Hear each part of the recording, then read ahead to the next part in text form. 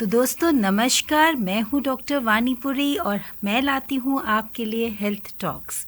Hint radio 90.4 और Indian medical association आपके लिए ये प्रोग्राम लाते हैं और जो कि बहुत सारी हेल्थ की जानकारी लेकर आपके पास हर रोज़ हाजिर होते हैं।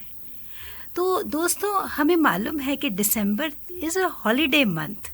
हॉलीडेज़ ही हॉलीडेज़ होती हैं, पर मैं आपको ये जानकारी दे दूं कि December month is also called as constipation यानी कि कब्ज़ का अवेयरनेस मंथ भी है। और आज दोस्तों इसी के बारे में हम चर्चा करेंगे और हमारे साथ हैं आज बहुत ही सीनियर सर्जन गाजियाबाद के doctor Satish Kumar Sharma sir. Sir आपका बहुत बहुत स्वागत है हिंट रेडियो के स्टूडियो में और आप श्रोताओं को अपना परिचय दें।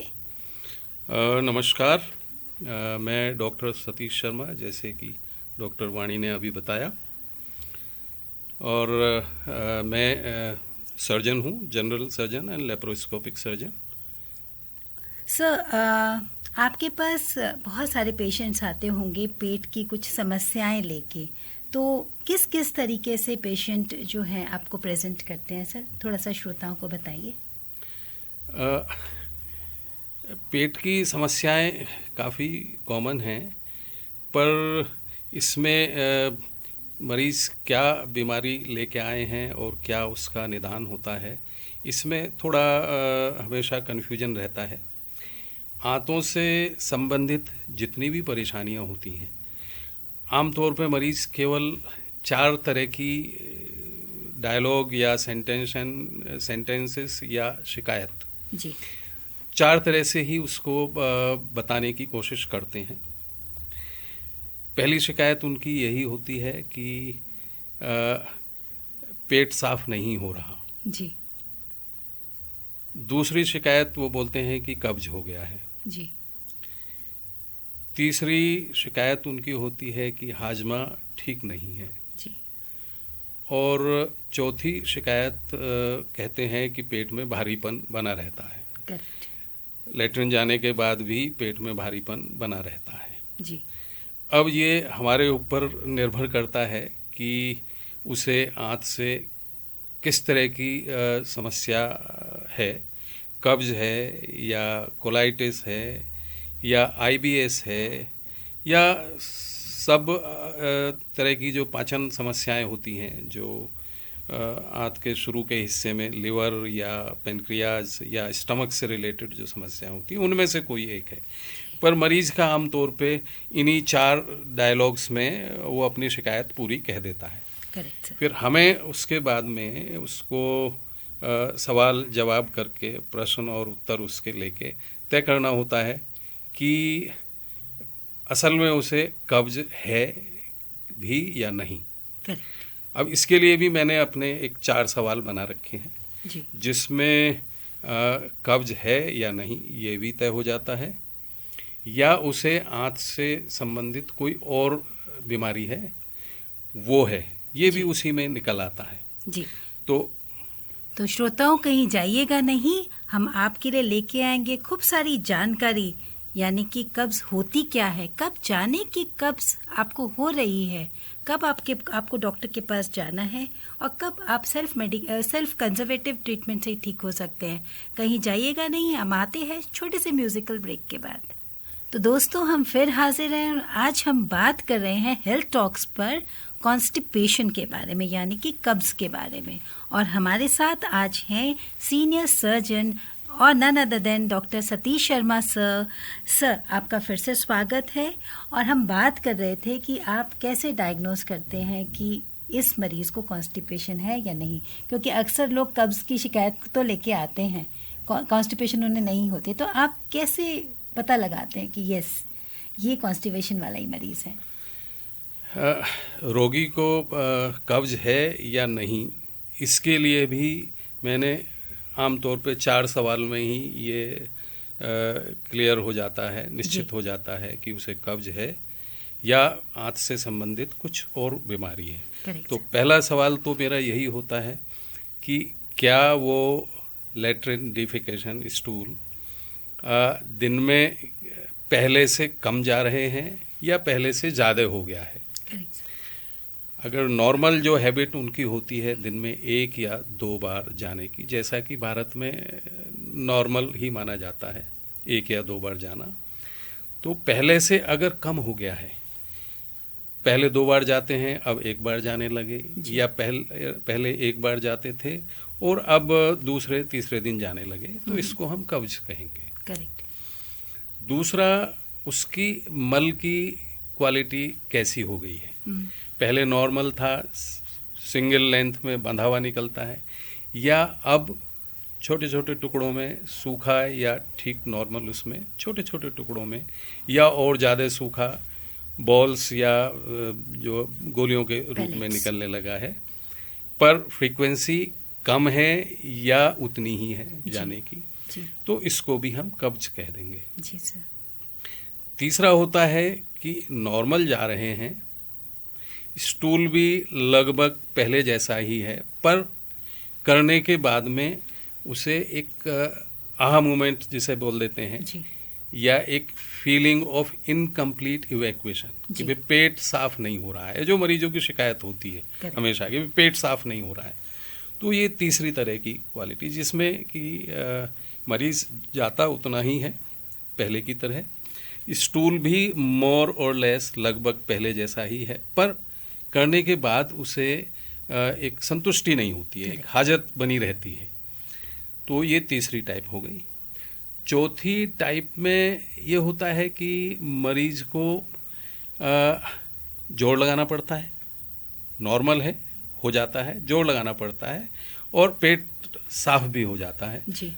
या पेट साफ हो गया थोड़ा जोड़ लगा के, पर पूरे दिन थोड़ा बहुत बीच बीच में पेट में कुछ दर्द या बेचैनी सी रहती है जी। तो ये चौथी तरह का जो कब्ज हो गया है। इस तरह 4 तरह के हम कब्ज कह सकते हैं।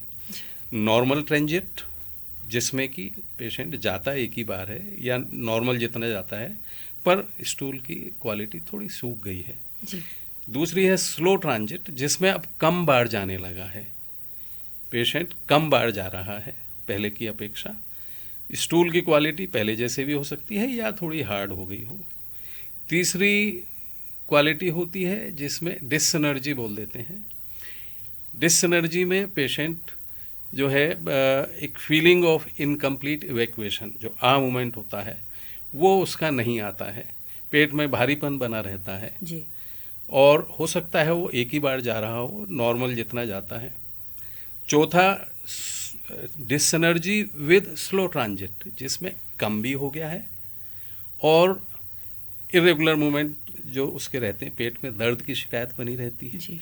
और एक पेट में भारीपन बना रहता है। करेक्ट। तो इस तरह 4 तरह के कब्ज हम कह सकते हैं जी। और 4 ही तरह की शिकायतों में उन सबको हम जो है पहचान भी लेते हैं जी। तो दोस्तों, देखा आपने कि हमने अभी सर से ये ज्ञान प्राप्त किया कि कितने तरह के टाइप्स ऑफ कॉन्स्टिपेशंस होते हैं। आगे जानकारी लेंगे कि इसका क्या क्या कारण होता है, क्या क्या ट्रीटमेंट होते हैं, कौन कौन से घरेलू इलाजों से भी आप ये कॉन्स्टिपेशन दूर कर सकते हैं। तो कहीं जाइएगा नहीं, हम आते हैं छोटे से म्यूजिकल ब्रेक के बाद। तो दोस्तों, हम फिर हाजिर हैं हेल्थ टॉक्स में और आज का टॉपिक है कॉन्स्टिपेशन या कि कब्ज की शिकायत। और हमारे साथ हैं doctor Satish Sharma sir, only on hint radio 90.4, और मैं हूं आपकी दोस्त डॉक्टर वानी। तो अब जानते हैं कि ये क्या क्या कारण हो सकते हैं कॉन्स्टिपेशन के। सर, आप इन पे थोड़ा प्रकाश डालें कि क्या क्या कॉन्स्टिपेशन के कारण हो सकते हैं। कब्ज के कारण तो हम शुरू इस तरह करेंगे कि कोई भी उम्र कब्ज से बची नहीं है, खाली नहीं है, पर हर उम्र में कारण बदलते चले जाते हैं जी। जितनी कम उम्र होगी उतना ही थोड़ा कारण सीरियस निकल आते हैं जी। जैसे कि टोडलर हैं, जो न्यूनेट्स हैं, कुछ महीने के बच्चे, कुछ साल के बच्चे, उनमें कब्ज की शिकायत अगर है तो उसमें अधिकतर जो जेनेटिक अनुवांशिक रोग होने की संभावना रहती है, जिसे हम बर्जर ये हिस्प्रंग डिजीज या मेगाकोलन बोल देते हैं। जी। इसमें जो कुछ आंत का हिस्सा होता है जिसमें नर्व सप्लाई नहीं होती है या नहीं बनती है, और उस सेगमेंट में आके चूंकि मोटिलिटी नहीं है, वहाँ पे आंतों में गति नहीं होती है उस हिस्से में, तो वहाँ पे आके स्टूल रुक जाता है। Correct.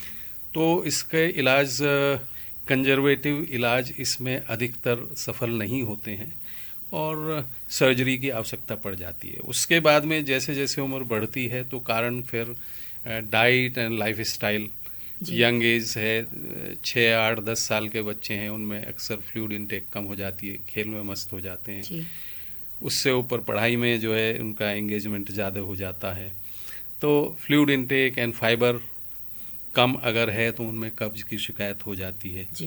And same with teenage and 30-40s, life style problem ज़्यादा है जिसमें खाने में फाइबर और फ्लूइड इनटेक अगर कम है, या थोड़ा एनवायरनमेंट, माहौल का भी फ़र्क होता है कि उस समय जब मोशन आना है उस समय टाइम नहीं है तो रोक लेते हैं। ये भी एक कारण डिसएनर्जी टाइप ऑफ कॉन्स्टिपेशन का बन जाता है। चूँकि डिफेकेशन, स्टूल एक ऐसी चीज़ है जब आए तो कर लेना चाहिए, रोकना नहीं चाहिए जी। और ये जोर लगा के निकालने वाली भी चीज़ नहीं है, जोर नहीं लगाना चाहिए, उससे फिर आगे और तरह की जो है समस्याएं आने लगती हैं, पेल्विक फ्लोर वीकनेस होने लगती है, इस तरह की समस्याएं इसमें आने लगती है, फिशर्स बन जाते हैं, पाइल्स, हेमरोइड्स अगर ज़्यादा जोर लगा रहे हैं, या म्यूकोसल प्रोलैप्स जिसे कह देते हैं, अंदर से कांच निकलना बोल देते हैं जी, वो होने का जो है डर ज़्यादा होता है उसमें। सर आप हमें ये बताएं, क्योंकि आजकल टीनेजर्स भी देखते हैं, पोस्ट कोविड एरा है, तो लोग बस बैठे रहते हैं, है ना, सेडेंटरी लाइफ स्टाइल, गेम नहीं खेलते हैं बाहर जाके, you play the video games, बच्चों को भी अगर देखें तो सेडेंटरी लाइफस्टाइल, तो इस पे थोड़ा प्रकाश डालें कि सेडेंटरी लाइफस्टाइल भी कैन लीड टू कॉन्स्टिपेशन। ये भी एक मेजर कारण है जी। चूँकि कॉन्स्टिपेशन का इलाज का एक जो महत्वपूर्ण हिस्सा है वो है एक्टिव लाइफस्टाइल। आप रेगुलर एक्सरसाइज कर रहे हैं, मसल्स आपकी ठीक हैं, पेल्विक फ्लोर मसल्स आपकी रेगुलर एक्सरसाइज हो रही है, बैठे नहीं रहते हैं जी। तो ये एक इलाज का मेजर हिस्सा है। तो एक्टिव लाइफस्टाइल ही इसके लिए समाधान है जी। तो दोस्तों आप बने रहिएगा हमारे साथ, क्योंकि मैं आपको बता दूं बच्चों के अंदर 30% कॉन्स्टिपेशन मिलता है इन इंडिया और एडल्ट्स में 20%। तो जानेंगे और बहुत सारे कारण क्यों कॉन्स्टिपेशन होता है सतीश शर्मा सर से, और ये भी जानेंगे कि उनका ट्रीटमेंट कैसे किया जाता है। तो बने रहिएगा हमारे शो पे हेल्थ टॉक्स। दोस्तों हम फिर हाजिर हैं अपने शो पे, आपका अपना शो हेल्थ टॉक्स, और आज हम बात कर रहे हैं हिंट रेडियो 90.4 पर कॉन्स्टिपेशन यानी कि कब्ज के बारे में। और हमारे साथ आज स्टूडियो में हैं डॉक्टर सतीश शर्मा सर, और हम बात कर रहे थे कॉन्स्टिपेशन के कारणों के बारे में, कॉजेज ऑफ कॉन्स्टिपेशन। सर आप ये बताएं कि कौन कौन सी डिजीजेस में कॉन्स्टिपेशन बहुत कॉमन है, किस किस डिजीज में कॉन्स्टिपेशन हो सकता है सर? अच्छा, जैसे कि अब बताया कि बचपन से लेके 20-30 साल की उम्र तक जो कारण है वो मोस्टली कंजेनाइटल या फिर डाइट एंड लाइफ स्टाइल जी। अब 30 के बाद में जो कारण होते हैं उनका प्रोफाइल बदल जाता है जी। उसमें अब कुछ बीमारियां आने लगती हैं, ब्लड प्रेशर की बीमारी है, थायराइड की बीमारी है, शुगर है, और उनके वजह से ही कई बार दवाइयाँ कारण बन जाती हैं जी जी। कि जो हम दवाइयाँ ले रहे हैं, कुछ ब्लड प्रेशर की दवाई हैं, डायूरेटिक्स हैं जी, या कुछ कैल्शियम चैनल ब्लॉकर्स हैं जो एंटी हाइपरटेंसिव, उनकी वजह से कब्ज हो जाता है जी। या कुछ ओपिएट्स हैं, कुछ एनाल्जेसिक हम ले रहे हैं, ओपियम डेरिवेटिव्स, उनसे भी कॉन्स्टिपेशन हो जाता है जी। फिर कुछ बीमारियाँ होती हैं, सीवियर हाइपोथायराइडिज्म अगर है उसमें भी कब्ज की शिकायत हो जाती है जी। या फिर और आगे की उम्र जब बढ़ती है तो उसमें अल्जाइमर्स है, पार्किंसोनिज्म है, इनमें जो डिसएनर्जी एक फैक्टर हो जाता है, रेक्टल डिसएनर्जी, उनमें अवेयरनेस जो है मोशन जाने की वो कम हो जाती है या जी। डिस्टर्ब हो जाती है, तो उनमें भी कब्ज रहने लगता है। जी। या फिर और आंतों से संबंधित बीमारियां हैं, जी। जिसमें आईबीएस, आईबीडी जिसे जी। बोल देते हैं, जी। कॉन्स्टिपेशन टाइप ऑफ आईबीडी, जी। आंत शोथ जिसमें कब्ज की शिकायत हो जाती है, जी। या बड़ी आंत में कुछ स्ट्रक्चर बीमारी हो जाती है, कैंसर हो जाता है। करेक्ट। इस तरह की बीमारियों में भी आंत में रुकावट की वजह से कब्ज की शिकायत हो जाती है। जी। तो extreme of age, very young age और very advanced age। Age, old age में कारण जो है सर्जिकल होने की संभावना ज़्यादा होती है, सीरियस बीमारियां होने की वजह। तो उनमें इन्वेस्टिगेशन हमें जल्दी ही कर लेने चाहिए, जी। जिससे कि सही समय से समाधान हो सके। जी सर, देखा गया है कि लोग अपने आप जो है वो दवाइयाँ ले लेते हैं, जैसे कि अमूमन तौर पर लेग्जेटिव्स मिलते हैं हमारे ऑन द काउंटर, तो वो ले लेते हैं। क्या ये वाली दवाई भी कॉन्स्टिपेशन करा सकती है? हाँ, चूँकि पेशेंट अक्सर एक बार दिखाने के बाद में फिर वो पलट के दोबारा दिखाना उचित नहीं समझते हैं। जी। तो एक कहावत है कि थके हुए घोड़े को आप कितना भी पिन चुभा लें वो दौड़ता नहीं है। जी। इसी तरह अगर हम लेग्जेटिव ज़रूरत से ज़्यादा या। अगर उपयोग कर रहे हैं, जी। शॉर्ट टर्म ठीक है, लेकिन आखिर में आपको अपनी लाइफ स्टाइल और फूड हैबिट्स ये दोनों तो बदलनी ही पड़ेंगी। करेक्ट। अगर ये नहीं बदलेंगे तो आप सोचते हैं कि दवाई से परमानेंट सॉल्यूशन समाधान हो जाएगा, कभी नहीं होगा। जी। दवाइयाँ देर सवेर बेअसर होनी हैं। अब लेग्जेटिव अगर आप लंबे समय तक ले रहेंगे तो आंतें आपकी थक जाती हैं, थक जाए। फिर उन्हें आप कितना भी पुश करें, कितना भी धकेलें, कितना भी इरिटेट करें, कैसा भी लेग्जेटिव दे लें, वो बेअसर हो जाता है। जी। तो लेग्जेटिव्स जितने भी हैं, जो बाजार में मिलते हैं, या केवल डाइट में ही आप फ़र्क करेंगे, सही डाइट लेंगे तो अच्छा रहेगा। लेग्जेटिव का उपयोग ज़रूरत से ज़्यादा ठीक नहीं है। जी। तो श्रोताओं, हमने सुना कि हमें दवाइयाँ सिर्फ अपने एक्यूट फेज़ को बस टर्न ऑन करने के लिए, टर्न ऑफ करने के लिए ही यूज़ करनी चाहिए। कंटिन्यूअस मेडिकेशन ना कर उसका उपयोग ना कर हमें थोड़ा सा लाइफस्टाइल मॉडिफिकेशन पर ध्यान देना चाहिए। आगे बात करेंगे कि किन कंडीशंस के अंदर आपको डॉक्टर के पास जाना चाहिए, क्या क्या और ट्रीटमेंट और डायग्नोसिस की मोडालिटीज़ हैं। तो कहीं जाइएगा नहीं, बने रहिएगा हमारे शो पे हिंट रेडियो 90.4 हेल्थ टॉक्स पर। तो दोस्तों, हम फिर हाजिर हैं अपने शो पर हेल्थ टॉक्स हिंट रेडियो 90.4, और आज हम बात कर रहे हैं कॉन्स्टिपेशन यानी कि कब्ज पर। और हमारे साथ हैं doctor Satish Sharma sir. Sir, welcome again sir. And sir, बताइए कि अब ये बताइए हमारे श्रोताओं को कि उन्हें कब डॉक्टरी सलाह लेने की बहुत ज़रूरत है, यानी कि अब ये रेड फ्लैग साइन हो गया है, अब आपको डॉक्टर के पास जाना ही है। यदि नहीं जाएंगे तो आपका नुकसान हो सकता है, या आपके किसी परिवार वाले को कोई प्रॉब्लम हो रही है तो उसका नुकसान हो सकता है। तो वो कौन कौन सी कंडीशंस हैं सर? आमतौर पे कब्ज में कोई परेशानी होती नहीं है जी। और टोटलिटी में अगर देखें तो अधिकतर परिस्थितियों में मरीज स्वयं ही इसका समाधान भी कर लेते हैं। जी।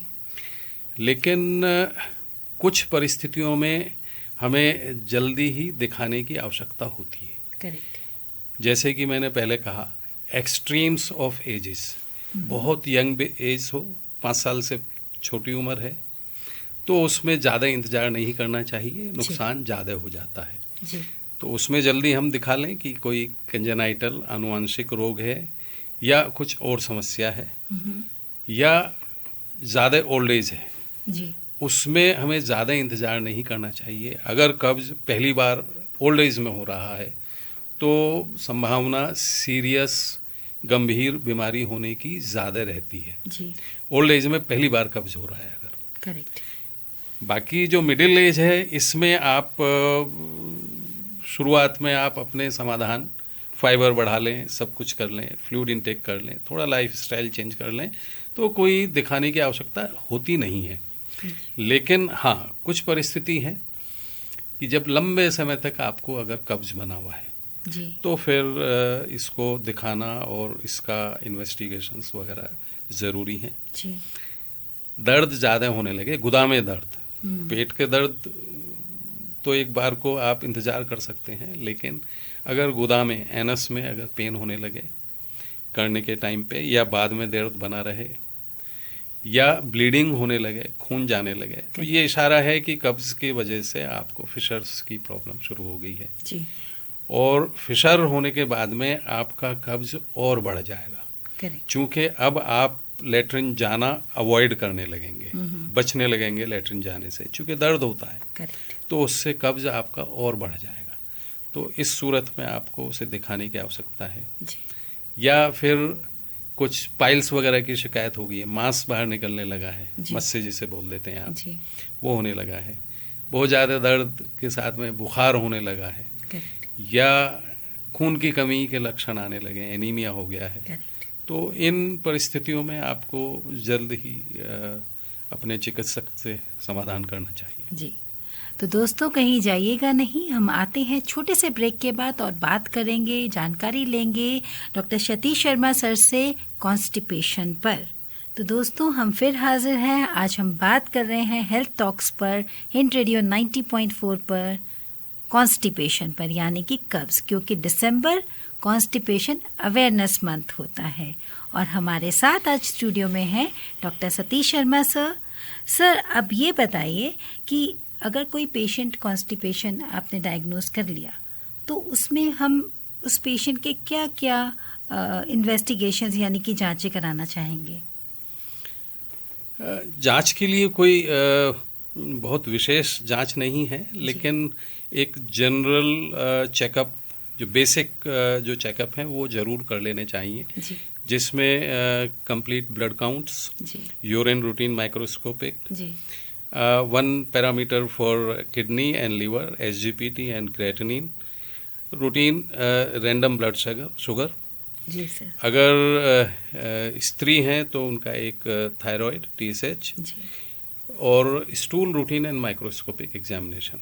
ये बेसिक वर्कअप काफ़ी होता है। जी कुछ स्थिति में हम जो एडवांस्ड टेस्ट हैं, जैसे कि पेट का अल्ट्रासाउंड हो गया, कोलोनोस्कोपी हो गई, जी या फिर रेक्टल मैनोमेट्री या रेक्टल बैलून टेस्ट, जी ये सब करने की आवश्यकता कुछ एडवांस केसेस में पड़ जाती है। जी जी सर आप बताइए, आपने इतने अच्छी तरह हमें बता दिया कि व्हाट इज़ कॉन्स्टिपेशन, क्या टाइप्स हैं, क्या क्या क्यों क्यों होते हैं। तो अब आते हैं ट्रीटमेंट पर कि यूजुअली क्या आप ट्रीटमेंट प्रिस्क्राइब करते हैं पेशेंट को जो कॉन्स्टिपेशन के कंडीशन से आता है?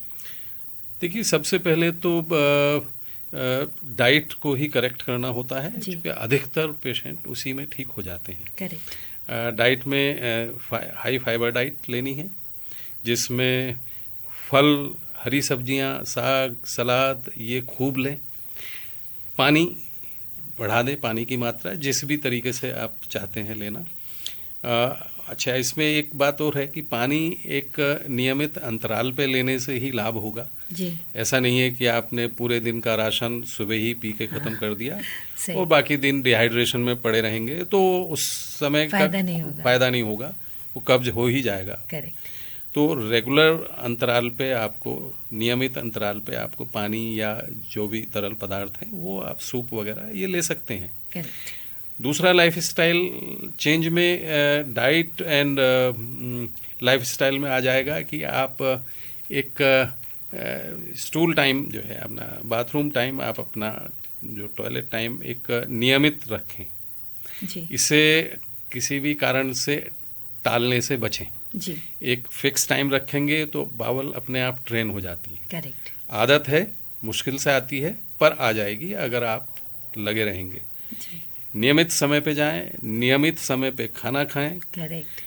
नियमित अंतराल पे एक सफिशिएंट मात्रा में, एडिक्वेट मात्रा में तरल पदार्थ लेते रहें, जी तो मोर देन 90% पेशेंट इतने में ही ठीक हो जाएंगे। जी बाकी बचे हुए में हमें कुछ सप्लीमेंट्स देने की आवश्यकता पड़ सकती है। जी सप्लीमेंट्स में भी कुछ फ्रूट्स, हैं जो आप अपने आप आजमा सकते हैं, जिनमें फाइबर भी ज़्यादा होता है और मेडिसिनल सॉर्बिटॉल टाइप की जो चीज़ें उसमें ज़्यादा होती हैं, जैसे कि सेब है, करेक्ट, या नाशपाती है, आलू बुखारा है। They are very rich in fibre and sorbitol, correct, जो कि हम कई बार प्रेस्क्राइब भी करते हैं दवाइयों के रूप में। करेक्ट सर, तो ये फल अगर लेंगे, पपीता है, पपाया, Correct. ये अमरूद, अमरूद, वेरी गुड फॉर कॉन्स्टिपेशन।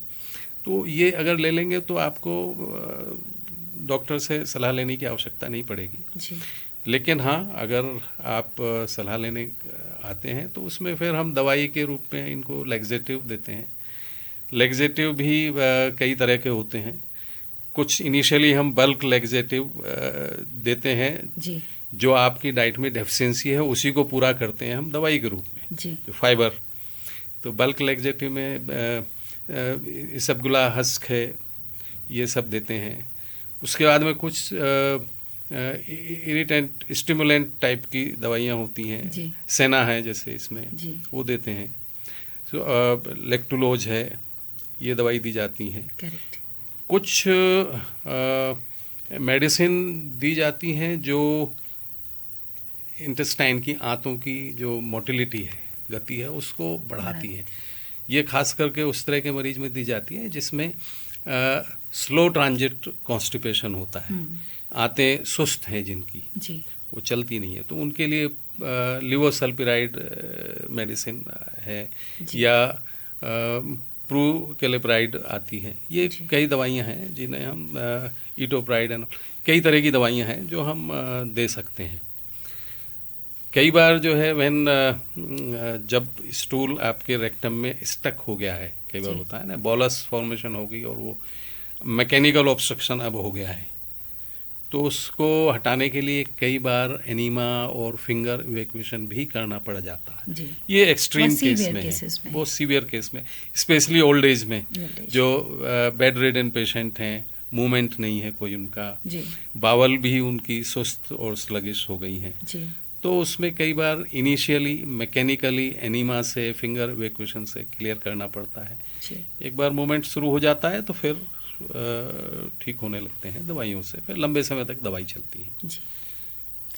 तो दोस्तों कहीं जाइएगा नहीं, हम आते हैं छोटे से ब्रेक के बाद और जानकारी लेंगे कॉन्स्टिपेशन पर कि ये कॉन्स्टिपेशन का इलाज करना क्यों ज़रूरी है, हम क्यों आज ये शो कर रहे हैं, क्या क्या इसके इफ़ेक्ट्स होते हैं आपकी डेली रूटीन लाइफ में, ये जानेंगे डॉक्टर सतीश शर्मा सर के साथ। तब तक के लिए थोड़ा छोटा सा ब्रेक लेते हैं। तो दोस्तों हम फिर हाजिर हैं एक छोटे से ब्रेक के बाद, और अब बात करते हैं कि कॉन्स्टिपेशन का इलाज करना क्यों ज़रूरी है। सतीश सर हमें ये बताइए कि why constipation treatment is so important. Constipation, कब्ज का इलाज वैसे तो अधिकतर केसेस में ज़रूरी नहीं होता है, लेकिन हाँ, जब कॉन्स्टिपेशन की वजह से पेशेंट की लाइफ डिस्टर्ब होने लगे, जी, उसका डेली रूटीन डिस्टर्ब होने लगे, जी, काम में ध्यान नहीं लग रहा है, जी, पेट में उन्हें जो है, क्योंकि सारा ध्यान हाँ, पेट पे ही जा रहा है, पे पेट उनका के ध्यान दर्द रहता पे है और कि bloating पेट पे। में बीच बीच में दर्द है, ब्लॉटिंग जी, है, या भारीपन बना हुआ है, करेक्ट, तो उसके लिए हमें इलाज की ज़रूरत है। जी, फिर जो बहुत यंग एज हो या ओल्ड एज हो, उसमें अगर कॉन्स्टिपेशन है पहली बार, तो उसमें भी चूंकि कारण गंभीर होने की संभावना रहती है, तो उसमें इलाज हमें ज़रूरी है। जी, जी। सर आपका डायरिया, दस्त बिल्कुल ठीक हो जाएंगे, जी, लेकिन अगर कब्ज है, नॉर्मल ट्रांजिट वाला कब्ज है, तो इसमें ये बल्क लैक्सेटिव की तरह इसका उपयोग आप करें, अच्छा है। जी, जी। तो धन्यवाद सर, आप आए और इतनी सारी जानकारी हमें कॉन्स्टिपेशन के बारे में दी। श्रोताओं, मैं आशा करती हूँ कि आपको ये प्रोग्राम बहुत अच्छा लगा होगा और बहुत सारी जानकारी मिली होगी और बहुत उपयोगी होगा अभी या आने वाले समय में। तो thank you hint radio and thank you Satish Sharma sir again for coming and giving us so many informations. Thank you श्रोताओं, और फिर मिलेंगे हेल्थ टॉक्स पर दूसरे नए टॉपिक के साथ। नमस्कार।